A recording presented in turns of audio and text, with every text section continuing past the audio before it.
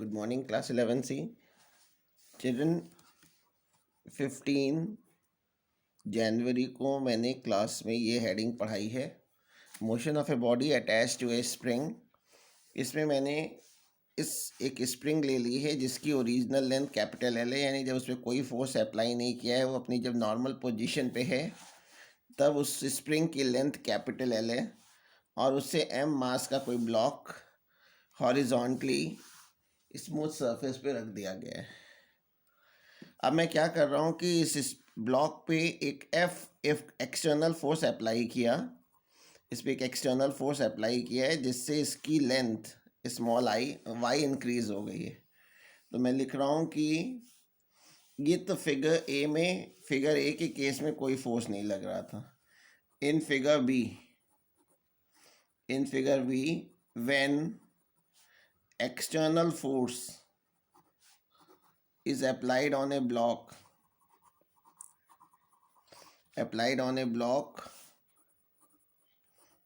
to increase its length, या to displace the block by a distance small y, then अगर हम block को right side में खींचेंगे तो रीस्टोरिंग फोर्स हमेशा डिस्प्लेसमेंट के ऑपोजिट लगेगा। ठीक है, हमेशा डिस्प्लेसमेंट के ऑपोजिट लगता है। Then by Hooke's law, Hooke ने ये भी बताया था कि रीस्टोरिंग फोर्स हमेशा डिस्प्लेसमेंट के ऑपोजिट होता है, यानी F is directly proportional to minus Y. जब इस प्रोपोर्शनल साइन को हटाते हैं तो यहाँ एक कांस्टेंट के लगा देते हैं, जिसको के को यहाँ पे बोलते हैं force constant of A spring, या स्प्रिंग कांस्टेंट भी बोल देते हैं। माइनस साइन ये बताती कि रीस्टोरिंग फोर्स और डिस्प्लेसमेंट एक दूसरे के ऑपोजिट लगेंगे। तो अगर मैं आपसे पूछूं कि कितना एक्सेलरेशन प्रोड्यूस हुआ है बॉडी में, therefore acceleration of the body F is equal to M A, फॉर्मूले से ए इज इक्वल टू हो जाएगा एफ अपॉन एम। एफ की वैल्यू मैं इक्वेशन 1 से रख दे रहा हूँ, इसे मैंने इक्वेशन 1 का यूज़ कर लिया, यूजिंग इक्वेशन 1।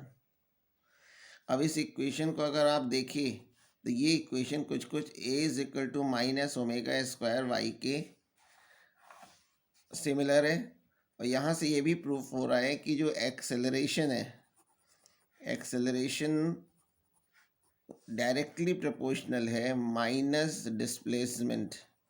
जब तक आप ये प्रूव नहीं करेंगे कि acceleration is directly proportional to minus displacement, तब तक बॉडी का मोशन सिंपल हार्मोनिक नहीं कहलाएगा।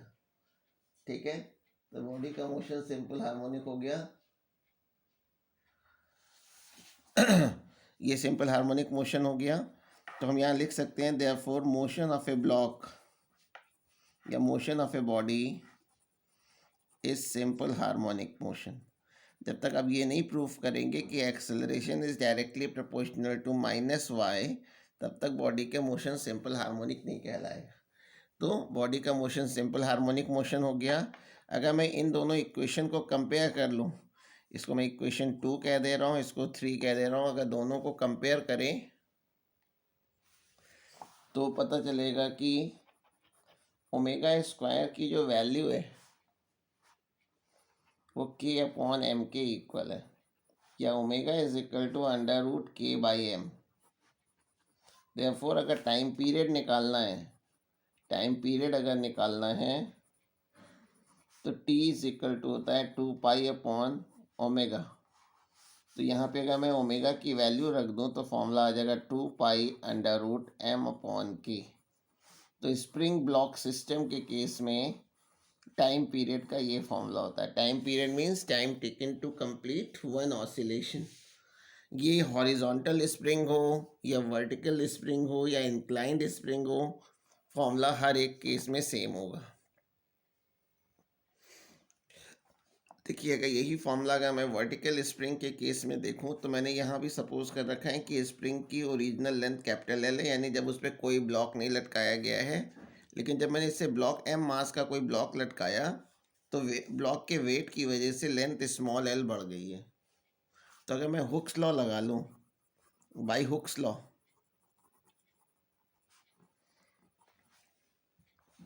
तो F is directly proportional to minus L होगा, या F is equal to minus के एल। ठीक है। और इक्विलिब्रियम पोजीशन में, in in equilibrium position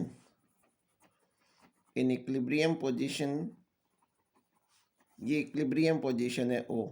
equilibrium position में नेट फोर्स ज़ीरो होता है, net force acting on the block is zero. ठीक है। यानी एफ और ये जो एम जी है, इनका सम ज़ीरो होना चाहिए। एफ की वैल्यू मैं इक्वेशन 1 से पुट कर दे रहा हूँ, यानी माइनस के L plus M G is equal to zero. तो यहाँ से एम जी की वैल्यू आ गई के एल के इक्वल। अब फिगर सी में मैंने क्या किया है, इस ब्लॉक को वाई डिस्टेंस इक्विलिब्रियम पोजीशन से डिस्प्लेस किया। ये तो फिगर बी की बात कर रहे हैं। नाउ इन फिगर सी, जब ब्लॉक को मैंने स्मॉल वाई डिस्टेंस नीचे डिस्प्लेस किया है तब की मैं बात कर रहा हूँ। तो इस केस में when we pull a block downward by a distance small y, then F dash, जो अब ये स्टोरिंग फोर्स लगेगा वो डायरेक्टली प्रोपोर्शनल होगा एल प्लस वाई के, या F dash is equal to minus के L plus Y.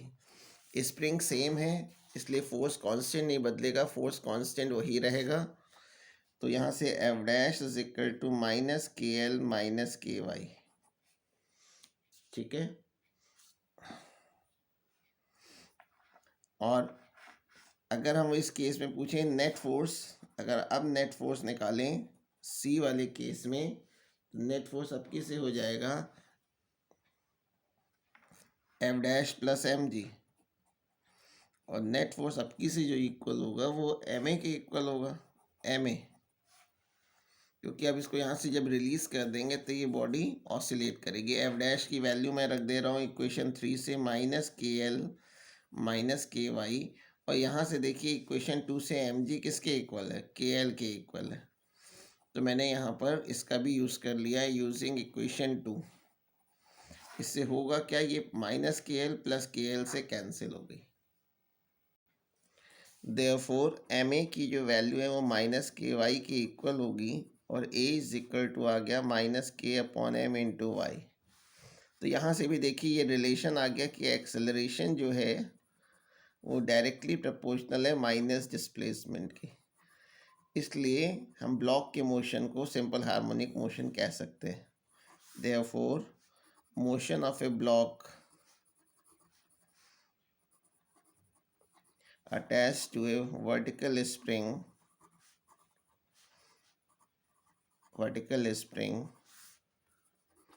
is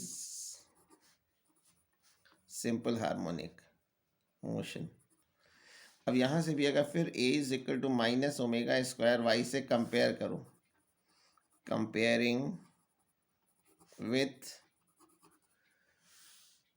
a is equal to omega square Y, we get omega square की वैल्यू फिर k बाई एम आ गई, या omega is equal to under root K by M हो गया।